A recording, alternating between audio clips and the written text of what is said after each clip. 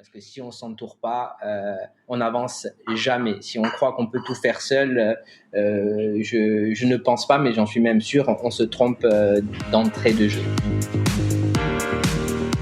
Je suis Carole Stromboni pour le podcast L'épreuve coronavirus.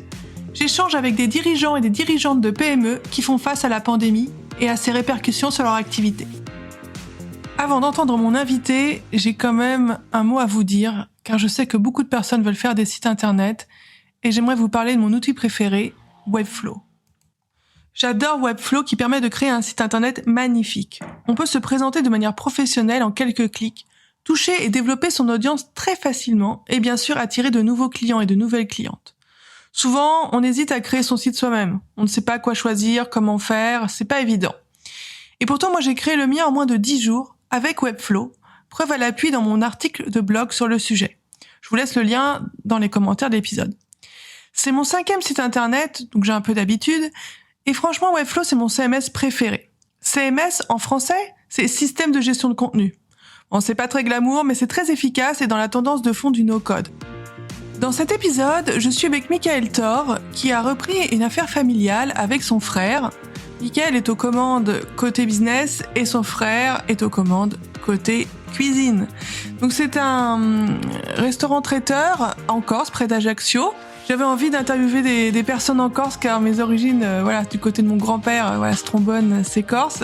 Donc j'ai très peu de liens avec cette île, mais voilà, je voulais quand même qu'on puisse entendre des voix corses dans ce podcast et c'est pour ça que Michael est là. J'en profite pour remercier Julien que j'ai contacté sur LinkedIn et grâce à qui j'ai pu être en contact avec Michael. Évidemment, restaurant traiteur, en ce moment, c'est pas facile. Voyons donc comment ça se passe pour Michael et son frère dans cette île de beauté. Donc, je m'appelle Michael Thor, je vis en Corse, tout près d'Ajaccio, dont je suis originaire. Je suis gérant avec mon frère d'une entreprise dans le métier de bouche, avec une activité restaurant, traiteur événementiel et exploitation agricole, qui s'appelle la ferme à Caseta, à la plaine de Cutoli. C'est un petit village à 10 km d'Ajaccio. Excellent, merci beaucoup. Moi, je suis ravie d'être là puisque j'ai des racines corses, donc ça me fait toujours plaisir de parler à des compatriotes, même éloignés. Plaisir partagé. Du coup, j'aurais voulu savoir, pour rentrer dans le vif du sujet, comment ça se passe pour vous? Parce qu'avec un commerce de bouche, restauration, traiteur, événementiel, ça a dû être très difficile là, depuis ces derniers mois. Oui, effectivement, notre activité a touché le gros lot. Ça a été compliqué au début, ça l'est toujours. Au mois de mars, il a fallu accuser le coup. Il nous a fallu quelques semaines avant de se relever un petit peu, de dire bon maintenant on fait quoi. Après, avec mon frère, au bout de 15 jours, on s'est repris. Le mental a repris un peu le dessus. C'est à un moment-là qu'on s'est dit on va être actif. Déjà pour notre santé mentale, c'était important de faire quelque chose, d'être présent, d'être encore sur le lieu de l'entreprise. On a ouvert une boutique en ligne, on a commencé à mettre en place de l'emporter, de la livraison. Ça a été la bonne occasion de travailler sur nos offres au niveau digital. C'est pas quelque chose qui à la base va avec notre activité parce que le contact avec le client c'est vraiment la base de notre travail, mais il a fallu s'adapter et on l'a développé au fur et à mesure jusqu'à ce deuxième confinement où ça a été plus facile de remboîter un petit peu le pas vers ce service. Et on tient le coup. Voilà, déjà on essaye de garder le moral, de se détacher un petit peu de tout ça psychologiquement, de prendre du recul pour garder vraiment de la lucidité et nous permettre d'être réactifs quand il faut proposer de nouvelles choses, changer les choses. On a l'impression depuis quelques mois qu'on fait que ça, s'adapter, être réactif. C'est un peu usant de temps en temps psychologiquement, mais on garde le moral et honnêtement, voilà, on a envie d'être optimiste parce que de toute façon, ne pas l'être, ça nous servirait à rien. Oui, vous êtes une douzaine d'employés. Comment vous faites? Est-ce que toutes ces personnes travaillent? Comment vous êtes organisé à ce stade? Tout le monde est en chômage partiel à 90%. On garde un peu de contact avec nos salariés qui viennent dans l'entreprise où on travaille un peu à distance, on s'appelle, on se prépare également aux fêtes de fin d'année parce qu'on va proposer une offre traiteur beaucoup plus élargie que chaque année. Vu que notre établissement sera fermé, on ne pourra pas recevoir du public. Voilà, on a également du mercredi au dimanche un service de livraison et emporter. Alors nous sommes un établissement rural, hein, donc nous sommes pas en pleine ville, donc c'est encore des adaptations différentes. On peut pas proposer les mêmes choses qu'un restaurant qui va faire de l'emporter le midi, le soir, parce qu'il y a du passage, parce qu'il y a du monde, parce qu'il y a des bureaux autour. Donc on essaie d'adapter vraiment le également avec le style d'établissement que nous sommes et surtout sa situation géographique. Oui, oui, ben justement, à emporter en Corse, comme vous dites, dans un, voilà, pas loin d'Ajaccio, comment ça se passe? Les gens, ils viennent, ils ont quand même la possibilité de venir vous voir? Il a vraiment fallu adapter nos offres par rapport à qui nous sommes et surtout là où on se trouve. Donc c'est pour ça qu'on a mis en place une boutique en ligne où on peut aller sur notre site, commander des entrées, des plats, des desserts, des formules, des boissons. Voilà, faciliter l'accès aux clients à nos offres. Et ensuite un service de livraison qui se déplace sur toute la micro-région. On a fait cet effort-là de rendre l'accès facile aux clients et de pouvoir lui amener nos produits directement sur leur lieu de vie. Mais sur le côté click and collect, vous avez fait comment pour En fait, il y a 2 ans, avec mon frère, nous sommes partis au CIRA, hein, au salon de l'hôtellerie-restauration, et nous avons rencontré une nouvelle start-up qui s'appelle Tasty Cloud, qui nous ont proposé leur formule de digitaliser la carte de restaurant. Et nous, voilà, on a tenté le coup, et donc depuis maintenant 1 an et demi, nous avons des tablettes que nous proposons à nos clients à la place des cartes papier. Donc, ce qui nous a permis au mois de mars d'être très réactifs. On a pu mettre en place une boutique en ligne avec tous nos produits qui étaient déjà rentrés dans une base de données grâce à nos tablettes. Ah, génial. Du coup, vous étiez déjà préparé grâce à ça. Voilà, exactement. C'est un tournant qu'on avait déjà pris, hein, mais ça nous a permis de gagner du temps et de pouvoir prendre ce virage un petit peu digital, sans oublier de garder notre ADM. Non, c'est super. Et oui, Tasty Cloud, j'avais déjà vu parce que j'ai quelques restaurateurs que j'ai déjà interviewés pour mon podcast. Mais ils disent pas comment ils vous facturent, comment ils prennent un abonnement ou c'est quelque chose que vous avez payé un forfait au début? Comment ça marche? Alors déjà pour commencer, pendant le mois de confinement, ils nous ont offert 1 mois, donc ils ont été très actifs pour nous trouver des solutions et pour nous aider. Et ensuite oui, il y a 2 choix. Il y a soit une possibilité de pourcentage par rapport aux ventes, ou alors un abonnement qui est mis en place. Alors pour commencer, on a choisi le pourcentage et ensuite on est passé en abonnement par la suite. C'est quelque chose que vous recommandez à vos autres collègues restaurateurs, restauratrices? Oui, tout ce qui nous permet d'avancer, de proposer de nouvelles expériences à nos clients. Moi, je leur conseille de se lancer, quelle que soit la stratégie qu'ils ont pour leur entreprise. Il faut se lancer, il faut essayer. Si on n'essaye pas, on n'a rien. Il faut maîtriser les investissements, bien entendu. Il faut pas non plus dépenser à tout va sans réfléchir. Nous sommes des personnes qui aimons entreprendre. C'est notre style de vie, on a été éduqués comme ça, et donc pour avancer, il faut bannir de notre langage la phrase ça ne sert à rien, ça va servir à rien, ça ne marchera pas, ça sera pas rentable. Non, il faut regarder sur du moyen et long terme et pas que sur du court terme. Et de toute façon, être dynamique, ça nous servira toujours.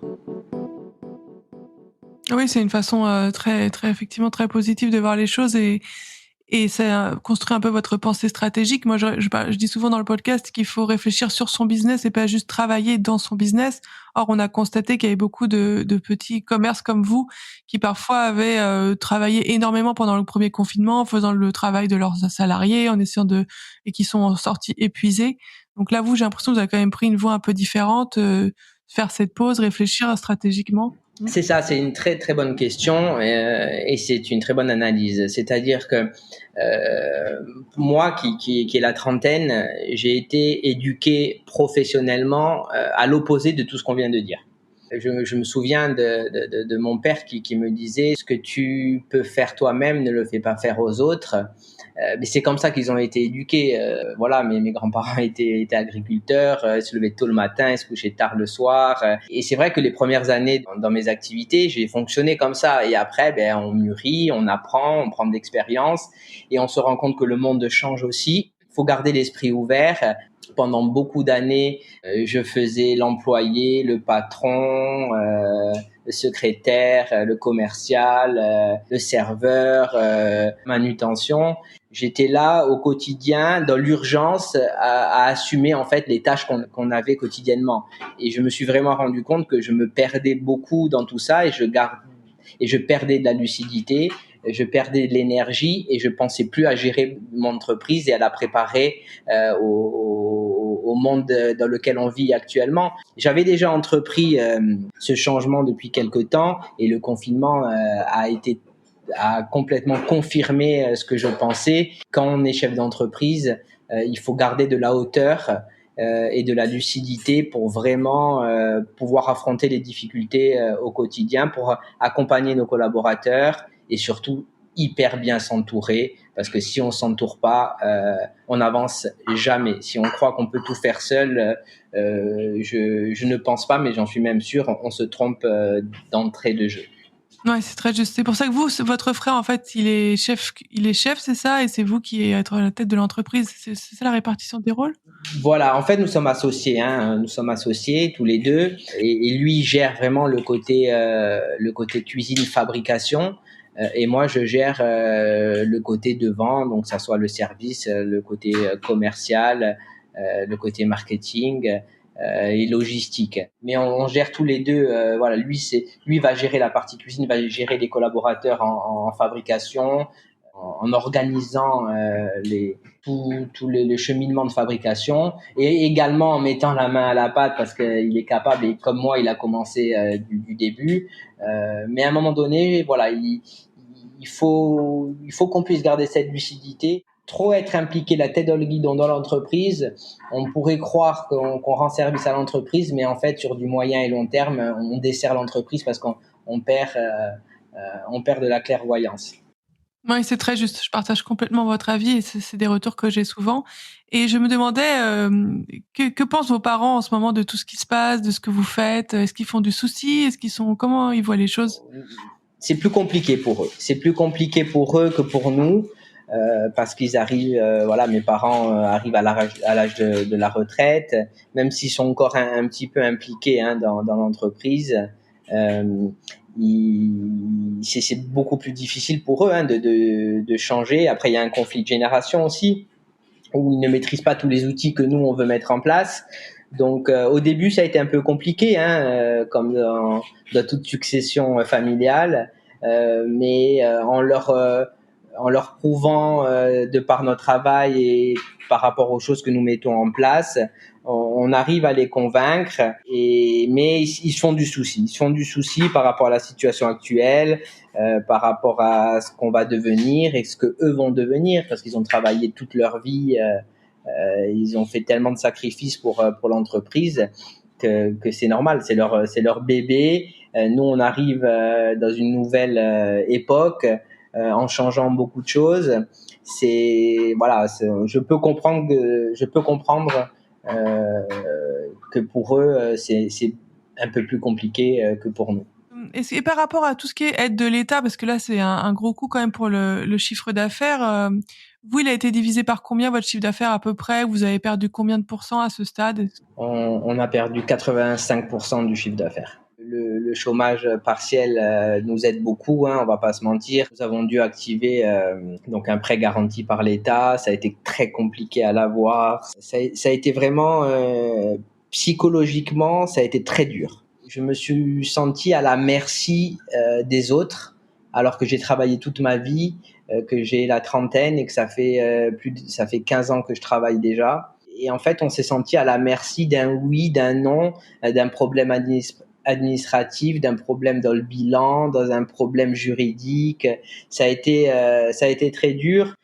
J'ai eu la chance d'être accompagné par mon expert comptable qui eux ont eu un boulot fou. Je les appelle les médecins de l'économie pendant cette période parce que sans eux, ça aurait été très compliqué. Et je pense aux PME et aux petits TPE qui n'ont pas la possibilité financière d'avoir un cabinet de conseil d'expertise comptable auprès d'eux, d'aller eux-mêmes chercher des aides, savoir à quoi on a droit, parce que si on se bouge pas, on n'a rien.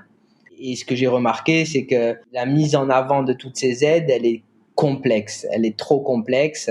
Pour tout vous dire, j'ai reçu un papier de la MSA et de l'URSSAF comme quoi j'avais des charges à payer parce que j'ai voulu répondre à un appel d'offres. Il m'a fallu une attestation fiscale et une attestation sociale.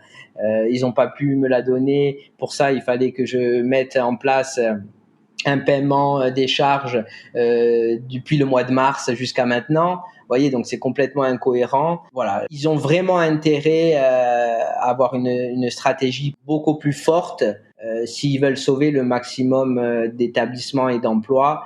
Et malheureusement, ils n'arriveront pas à tous les sauver.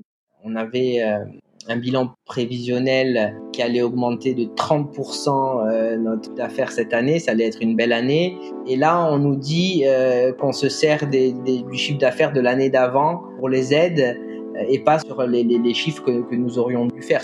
Et il faut vraiment faire beaucoup plus s'ils veulent réussir à sauver le maximum d'entreprises. Oui, c'est certain. J'ai beaucoup cet écho. Au premier confinement, notamment, j'avais une chef d'entreprise, Alexandra Dien, qui pilote tout docteur IT, qui est de la réparation informatique sur toute la France. Et elle, même s'il avait un expert comptable, elle restait parfois jusqu'à 1h du matin pour comprendre ce qui était possible ou pas. Enfin, elle et d'autres, c'était assez difficile. Je vois aussi qu'avec les nouvelles mesures, c'est compliqué à comprendre, à avoir accès, sans compter, il y a des effets d'annonce et puis après il y a la déclinaison administrative française qui parfois vous le dites très bien, voilà, est pas du tout assez clair et il faut vraiment s'acharner, passer parfois des jours à faire de l'administratif, voire des semaines. Donc je comprends que c'est pas simple. Est-ce que vous quand même vous restez, on a parlé un peu d'état d'esprit plutôt, optimiste sur l'année prochaine ou comment vous voyez un peu les choses? Écoutez, moi, quoi qu'il arrive, je resterai optimiste pour la simple bonne raison que ne pas l'être, ça va rien nous apporter. Ça va rien nous apporter. Ça veut pas dire que je suis pas lucide et que je sais que on va vivre des périodes très compliquées. Moi, j'ai tout fait pour m'en sortir. On entend beaucoup se réinventer, s'adapter. Je l'ai fait, je le refais encore, je le referai encore. C'est pas donné à tout le monde parce qu'on est tous différents. Peut-être qu'il y a 5 ans, j'aurais réagi complètement différemment que je peux réagir à l'heure actuelle. De toute façon, ils devront trouver une solution parce que sinon, on va vivre des moments très très durs dans notre activité. C'est grâce aussi à ça que nous sommes voire le pays le plus visité au monde. Donc, ils devront trouver une solution, sinon ils vont faire une erreur stratégique monumentale. On a intérêt d'être lucide et cohérent si on veut pas vivre des dizaines d'années compliquées pour notre génération et pour les générations qui viennent. Alors justement, par rapport à tout ce qui se passe, moi j'ai quelques questions un peu sur la personnalité. Donc, on a discuté, je sais que vous connaissez pas votre énéagramme, votre MBTI, mais ce sont des tests de personnalité qui permettent un peu de mieux de se connaître et aussi d'être un meilleur manager finalement, parce qu'on connaît aussi un peu mieux les autres et on sait comment on réagit. Vous êtes quel signe astro? Je suis Scorpion. Je crois que je suis ascendant Verseau. Si vous connaissez pas, ça vous intéressait pas forcément beaucoup? Non, ça m'intéresse de plus en plus. C'est important. J'ai énormément modifié ma façon de manager depuis quelques années. J'ai vraiment un management très collaboratif, c'est-à-dire que je demande l'avis à tous mes collaborateurs et collaboratrices. J'essaie de les impliquer dans l'entreprise. Ils s'approprient vraiment l'idée qu'on a, nous, de l'entreprise, des collaborateurs. Voilà, moi, vous m'entendrez jamais dire mes employés, par exemple. Vous voyez, c'est quelque chose que je ne dis jamais. Parce que on a tous un même but, c'est être épanoui professionnellement dans notre vie privée, c'est gagner de l'argent pour subvenir à nos besoins, mais on a besoin, ils ont besoin de nous, on a besoin d'eux, on est vraiment une équipe, et quand on travaille dans cet état d'esprit-là, c'est tellement bénéfique à tout le monde. Oui, ça fait plaisir à entendre parce qu'effectivement, ce sont aussi des valeurs que je partage et des pratiques managériales que j'essaie aussi de mettre en œuvre quand je suis dans cette position. Est-ce que vous avez un exemple à donner un peu concret pour illustrer tout ça? Toutes les décisions assez stratégiques que je prends dans l'entreprise, je fais une réunion avec mes collaborateurs et on en parle et on discute et ils me donnent leur avis et j'écoute leur avis. Bien entendu, à la fin, c'est moi qui prendrai la décision. Mais par contre, la décision que je prendrai, elle sera en adéquation avec tout ce que j'ai pu entendre, avec l'avis de mes collaborateurs et mes collaboratrices. Quand on doit faire des travaux pour rénover, on va demander l'avis à nos collaborateurs. Quand on va sortir un nouveau plat, on va demander l'avis. Quand on veut lancer une nouvelle activité, on va demander leur avis. Et ça concerne tout le monde, ça implique tout le monde et ça nous fait avancer dans le même sens. Oui, effectivement, demander son avis puis décider ensuite, c'est très juste. Et j'imagine que vous sollicitez aussi vos clients parce qu'eux aussi sont une partie essentielle de votre business. Est-ce que vous les sollicitez aussi? Oui, effectivement, les réseaux sociaux sont, à l'heure actuelle, c'est 80% de notre moyen de communiquer avec les clients.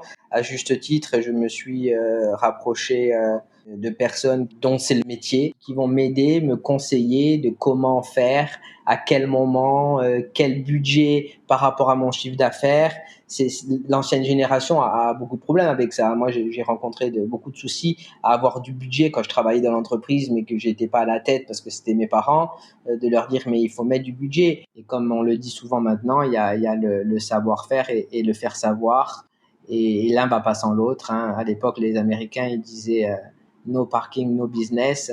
Moi, je dirais maintenant no communication, no business. Donc, j'essaye d'être plus précis dans ma communication et d'être plus direct avec mes clients. Même si j'utilise l'emailing avec mon agence de com quand j'ai besoin de lancer une nouvelle offre, une nouvelle activité. Mais j'aime garder quand même le contact direct avec le client, même si ça prend beaucoup de temps. Et quand on veut se développer comme nous, on peut pas être toujours efficace. Mais voilà, ça se travaille. C'est des réglages au fur et à mesure et à force, on trouve les bonnes solutions.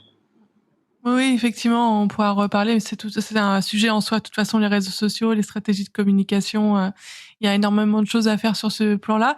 Mais j'aimerais vous poser les 2 dernières questions du podcast. Et donc, l'avant-dernière, c'est est-ce que vous avez l'impression de vivre une épreuve? Oui, bien sûr. Hein, on a l'impression de vivre une épreuve, mais je pense que la vie est une épreuve en soi déjà. J'ai commencé un peu avant 2010, donc 2008, vraiment à fond dans l'entreprise. 2008, c'est la crise. Donc j'ai vraiment eu l'impression ces 10 dernières années d'avoir connu que des moments compliqués en fait, honnêtement. Toujours où il faut trouver des solutions, il faut s'adapter, il faut changer, il faut évoluer, il faut jongler avec la trésorerie. J'ai vraiment envie de le prendre plus comme une possibilité de se poser et de dire bon, maintenant j'ai envie de faire quoi? Comment j'ai envie de vivre avec mon entreprise? Comment j'ai envie de vivre avec ma profession? Et comment je peux apporter de l'équilibre avec mon bien-être, celle de mes collaboratrices et de mes collaborateurs, et comment on va pouvoir développer les choses pour que ça soit du gagnant-gagnant, qu'on puisse avoir une vie sociale, qu'on puisse avoir une vie professionnelle intéressante. J'ai envie de retenir que le positif, même s'il y a beaucoup de négatifs, que c'est une épreuve, oui, mais c'est une épreuve pour, j'espère, redémarrer différemment, toujours aussi investi, mais en rééquilibrant les choses. L'équilibre, c'est vraiment ce que je vais ressortir de tout ça, parce que pour faire avancer une entreprise, il faut qu'on soit nous équilibrés avant toute chose. Dernière question, vous l'avez déjà dit en filigrane, mais en synthèse, est-ce que vous avez eu l'impression d'innover? Oui, bien entendu, hein, bien entendu, j'ai eu l'impression d'innover. C'était quelque chose qui était déjà dans un coin de ma tête. La première chose, ça a été la mise en place de notre service livraison et emporter, avec la création de notre boutique en ligne avec notre partenaire TC Claude. Euh, on l'avait déjà anticipé, hein, pour tout vous dire, parce qu'elle était déjà active, mais je l'avais pas encore développée. Donc on a innové à ce niveau-là. Ensuite, vu qu'on a eu du temps aussi, on a innové plutôt dans notre façon de travailler aussi, à l'intérieur de l'entreprise, en étant beaucoup plus structuré, en étant beaucoup plus organisé, en essayant de tout simplement de se faciliter le travail. Parce que si on se facilite le travail, ça veut dire qu'on garde de l'énergie. Si on se facilite le travail, on a plus de temps pour nous occuper de nos clients et on ne pourra être que meilleur derrière. Une autre particularité, c'est que pendant le deuxième confinement, on a innové encore autre chose. Nous qui avons une exploitation agricole et qui fabriquons nos produits de A à Z, que ce soit du sucré, du salé, de la charcuterie, des terrines, de l'épicerie fine. Voilà, on a cette culture de l'artisanat qui est très très développée, c'est très important pour nous. Donc j'ai ouvert une nouvelle boutique en ligne, mais à l'export cette fois-ci. Tout simplement, nous sommes sur une île et je dois être un des hommes les plus heureux au monde d'être sur mon île. Mais je bouge beaucoup, je voyage beaucoup. Le plafond de verre, il est vite atteint en Corse. On a de gros problèmes de saisonnalité avec trop d'intensité à certaines périodes et plus rien du tout à un moment donné. Donc on revient encore à un mot que je vous ai répété plusieurs fois, c'est l'équilibre. On peut plus dépendre que d'une seule activité à notre niveau, et surtout que d'une saisonnalité, c'est plus possible.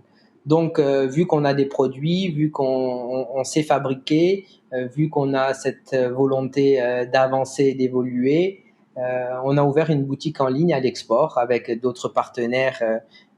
On a de la chance d'avoir beaucoup de personnes qui sont passionnées de l'artisanat et du savoir-faire ici en Corse, qui nous aident à nous donner des atouts supplémentaires et des outils pour évoluer. Donc on a mis en place une nouvelle boutique en ligne via notre partenaire Village de Corse, qui a ouvert une boutique en ligne qui s'appelle Brin de Corse. Et sur cette boutique, depuis maintenant 10 jours, ça y est, ça fait 10 jours que c'est en place. Les clients dans l'Europe, dans la France, dans le monde entier peuvent aller sur le site, commander de la charcuterie corse, des liqueurs, de la confiture, des plats, des produits identitaires, les sélectionner, les commander, payer en ligne. Et nous, on envoie des colis un petit peu partout maintenant. Ça fait 10 jours qu'on l'a mis en place. Et on le sait bien que l'internet, le web et le digital, ça nous permet d'augmenter nos potentiels clients à l'infini, parce que comme je vous le disais tout à l'heure, le plafond de verre en Corse, il est vite atteint et il est trop brutal sur une période donnée où on n'a plus de lucidité, justement parce qu'on est la tête dans le guidon. Donc voilà, équilibrer les choses autant dans sa vie professionnelle que personnelle. Je pense que ça sera la clé pour le futur. Et avant de lancer le générique de fin, j'aimerais vous aider en parlant d'un outil extraordinaire pour créer des tunnels de vente. Car un site c'est bien, c'est même excellent, mais si on veut vendre quelque chose, un outil pour créer des tunnels de vente, c'est mieux. Et je vous recommande System.io.